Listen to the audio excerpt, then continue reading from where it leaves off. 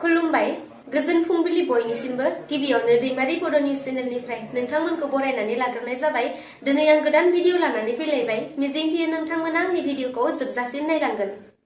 थांनाय 3 दिसेम्बर खालारखालि फोसावनाय मोनबा रायजोनि बिधान सभा बिसायख'थियाव बिजेपि दोलोआ गासै मोनथाम रायजो मध्य प्रदेश, छत्तीसगढ़ आरो राजस्थान रायजोआव गोबां मासि मोननानै देरहासार जानो हादोंमोन।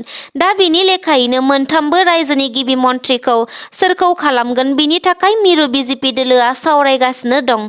बिनि लेखायै रबिबारखालि छत्तीसगढ़ रायजोनि गिबि मन्थ्रिनि मुंखौ फोसावना होनाय जादोंमोन, जेराव छत्तीसगढ़ रायजोआव गिबिसिनै ट्राइबेल हारिनिफ्राय बिष्णुदेव साय बिथाङा गिबि मन्थ्रिनि थाखाय सायख'जानो हादोंमोन। थिग बेबादिनो मैया मध्य प्रदेशनि गिबि मन्थ्रिनि मुंखौबो फोसावनानै होबाय मिरु बिजेपि सोरखारा। बे बाराव मध्य प्रदेशनि गिबि मन्थ्रि महरै मोहनिया देव बिथांखौ सायख'दों मिरु बिजेपि सोरखारा। मोहनिया देव बिथाङा मध्य प्रदेश रायजोनि सोनाब उज्जैननिफ्राय बिसायख'थि गेलेनानै देरहासार जानो हादोंमोन। बिथाङा 2013 मायथाइनिफ्रायनो बे ओनसोलनिफ्राय बिजेपि दोलोनि जानानै गासै खनथाम थाद'नाय गैयै बिसायख'थियाव देरहासार जानो हाबोदोंमोन। दिनै फैयै फैयै बिथाङा गिबि मन्थ्रिनि बिबानसिम सफैनो हाबाय। मख'नो गोनांदि बेनि सिगां बिजेपि दोलोनिफ्रायनो शिवराज सिंह चौहान बिथाङा मध्य प्रदेशनि गिबि मन्थ्रि बिबानाव दंमोन। नाथाय दायो नैथि खेबनि थाखाय मिरु बिजेपि दोलोआ बिथांनो गिबि मन्थ्रिनि बिबानखौ होआसै। थेवब्लाबो बिथाङा गोजोननाय मोननायखौ फोरमायदों। बाक्सा जिल्लानि रुपहि हालामाव समुवा बागानाव सा 44 बिएलटिनि 23थि मुंख्लं सान फालिनाय जादों।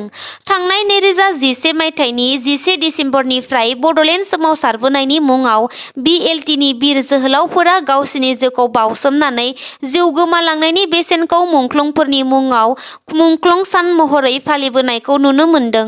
मैयानि बे हाबाफारिखौ फुंबिलिनि समाव बाथौ आर'जजों जागायजेननानै हाबाफारिखौ कक्लाबारि ब्लक कमिटिनि शंकर बसुमतारिया सामलायनाय हाबाफारियाव सापागुरिनि बारग' एमएलए हितेश बसुमतारिया फिरफिलाखौ बिरहोयो। बिथांजों लोगोसेनो हेफाजाब होफायो सालबारि बियाबनि एमसिएलए जय मुसाहारिया। जोहोलाव मुंख्लंफोरनि जिउमाखौ गोजोन हास्थायनानै आर'ज खालामनायजों लोगोसे मुंख्लंफोरनो बिबारजों बावनाय हाबाफारिखौबो मावफुङो। बे हाबाफारियावनो एमसिएलए जय मुसाहारिया खौरां बिजोङाव बुङो दि दिनैनि हाबाफारि बादियै 2011 मायथाइनिफ्राय जागायजेननानै 23थि मुंख्लं सान फालिनाय जाबाय। दिनैनि सानाव दुखुनांथाव एबा बिखा खामथावब्लाबो जोबोर गोग्गाथाव दि बिर जोहोलावफोरा गावसोरनि जिउखौ बाउसोमनानैब्लाबो बिटिसिखौ दानाय जादोंमोन आरो जेब्लाबो जों गासै मुंख्लंफोरनि थैनि सोलाय जों जि मोनदों बेखौ गोग्गानानै लानो नांगोन आरो लोगोसे बिथाङा बिटिसि सरकारखौ खावलायहरदों दि बिएलटिनि बिर जोहोलाव मुंख्लंफोरा जि मोननो गोनां मोनथाय दं बेफोरखौ गोख्रोङै होनो नांगौ। मैया 14 नं चिरां दुवार ब्लक कमिटिनि बानजायनायाव सान्तिपुर समबाय समितिनि नब्लाङाव प्रमद बर'नि बिटिआर सोरखारा 3 बोसोर आबुं जानो हानायनि गोजोन फोरबो फालिनाय हाबाफारि लादोंमोन। बे हाबाफारियावनो बाहागो लानानै बिटिसिनि इएम रन्जित बसुमतारि बिथांनि गोख्रों खेंफोरथि बिपिएफ दोलोनि गाहाय हाग्रामा महिलारि बिथांनि सायाव। बिथाङा फोरमायनाय बादिब्ला हाग्रामा महिलारि बिथाङा दासान्दि एमपि बिसायख'थिनि दैनि दाहाराव बुसोम जानानै थैनोसै थासारियाव सफैनानै माबेबा मेथुकायाव हमलाय माबेबा बेन्दोंफोराव हमलाय खालामगासिनो दङ।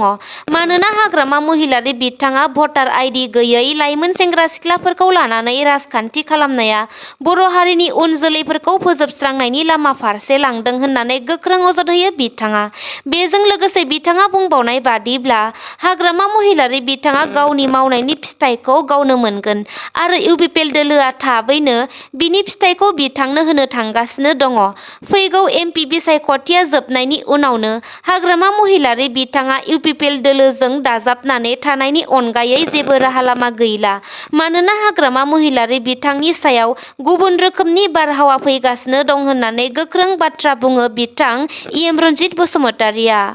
थांनाय 2019 मायथाइनि 5 आगस्ट खालारखालि मिरुनि नरेन्द्र मदि दैदेननाय बिजेपि सोरखारा जम्मु आरो काश्मीरनि सायाव गोख्रों थांखि लानानै आर्टिकेल 370 खौ बोखारनानै होदोंमोन, जायखौ लानानै गोबां जम्मु आरो काश्मीरनि दैदेनगिरिफोरा बे थांखि लानायनि बेरेखा खालामनानै सुप्रिम कर्टसिम बेरेखा खालामनाय आर'जलाइ गथायदोंमोन। बिनि लेखायै सुप्रिम कर्टआव गोलाव समनिफ्रायनो बे केसनि हाबाफारिया सोलिगासिनो दंमोन। मैया बिनिनो जोबथा रायखौ होनाय जायो। सुप्रिम कर्टनि चिफ जास्टिस DY चन्द्रचूडजों लोगोसे गासै 5 गिदिर जाजफोरा 16 सान सावरायलायनायनि गेजेरजों मिरु सोरखारा जम्मु आरो काश्मीरनिफ्राय आर्टिकेल 370 बोखारनायखौ क्लिन चिट होयो। थामहिनबा मिरुनि बिजेपि सोरखारा आर्टिकेल 370 खौ जम्मु आरो काश्मीरनिफ्राय बोखारनायखौ सुप्रिम कर्टआ मोजां हाबाफारि मावनाय जादों होननानै बरायो। DY चन्द्रचूड दैदेननाय 5 जाजनि बेन्चआ गोख्रों रावजों रोखा खालामना होयो दि जम्मु आरो काश्मीराव रायजो राजाफोरनि रैखाथिनि थाखाय आर्टिकेल 370 खौ मदि सोरखारनि बोखारनाय हाबाफारिया दासान्दि सोलिगासिनो दं आरो इयुनावबो सोलिबाय थागोन। जम्मु आरो काश्मीर रायजोआबो भारतनि गुबुन रायजोफोर बादिनो एखे। बेखायनो जम्मु आरो काश्मीराव आर्टिकेल 370 बादि आलादा आयेन बाहायनानै जम्मु आरो काश्मीरखौ सिगांनि समफोरनि बादि हगारना होनाय जाया होननानै CJI आ बुङो। CJI नि रायनिफ्राय मिन्थिनो हायो दि जम्मु आरो काश्मीराव सिगांनि समाव आर्टिकेल 370 नि थाखायनो दावराव हिंसायारि जाथायफोरा सोमजिदोंमोन। बेखायनो 2019 मायथाइयाव मदि सोरखारनि बे आर्टिकेल 370 खौ बोखारनाय हाबाफारिया जम्मु आरो काश्मीरनि रायजो राजाफोरनि थाखाय जोबोर मोजां जादों।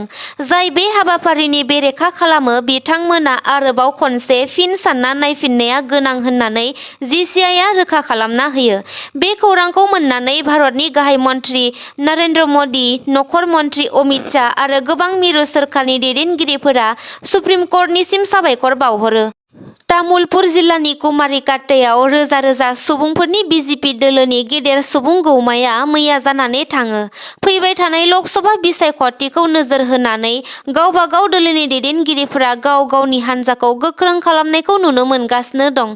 बेबादियैनो बिजेपि दोलोआबो कुमारिकाट्टायाव गेदेर सुबुं गौमा लादोंमोन। दारांगाजुलि BTC बियाबनि बेन्दोङाव थानाय रोजा रोजा रायजोफोरखौ लानानै फैबाय थानाय लकसभा बिसायख'थियाव दरं, उदालगुरि लकसभा बियाबनिफ्राय बिजेपि आरो इउपिपिएल दोलोनि बिजाथिखौ देरहासार खालामनाय थांखिजों बे सुबुं गौमाखौ लानाय जादों।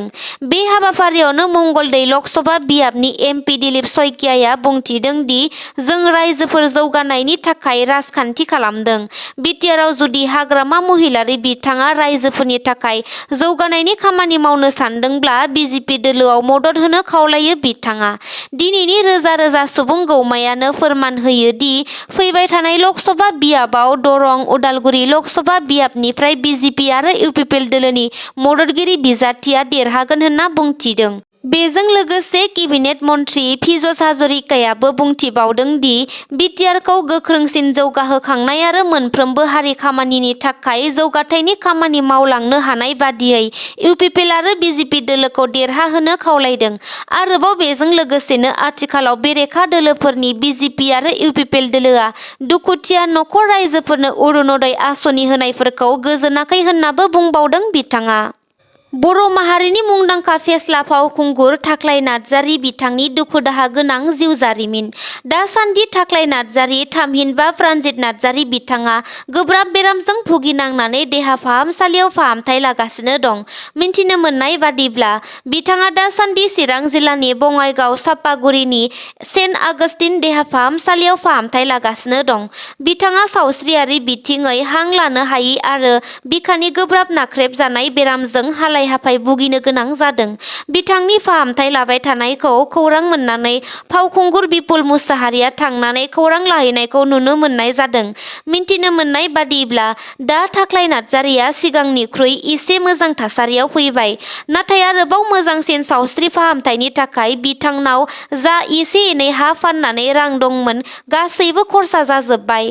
खौरांगिरिफोरनि सिगाङाव बिथाङा फोरमायो दि रावबो सुबुङानो सोरबा लोमजानो होनोब्लानो हाया। हाया।